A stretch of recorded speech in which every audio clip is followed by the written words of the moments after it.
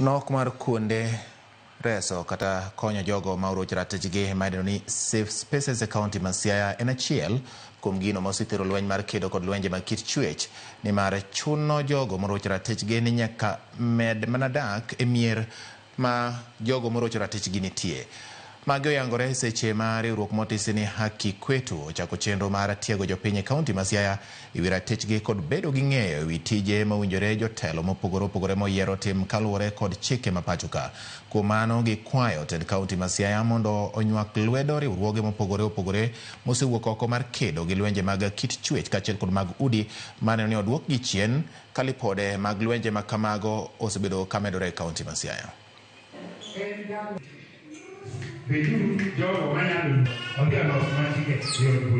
Konyo donjo maber kuonde ma wakia wang'eyo, kuonde ma ok dhi maber bende wawacho, ma an gadier nupuonj ma kawuono ni oyawo pachwa kendo mi wang'eyo mwanyalo luwo gi e sani i weche duto mopuonjwa. Wanwang'o puonjruok kendo an kaka japiny gima nwang'o kar kendigo koro mi ang'eyo tije ma jotendwa wayiero kaka MCA nyalo tiyonwa, gibedo representative magwa e assembly, wanyalo tero negi ywakwa gigo mwachande kor gwenge to gitimonwa.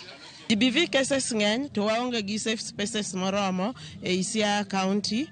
Koro moso South East Alego wuod kumane wawuothe gi sani wayudo ka onge safe space mantiere. Joma chwo wacho ni ahinya weche mag GBV giwacho ni police okaw action mapiyo, gineno ni ng'ama dichuo konego bed ni go report weche machal gima.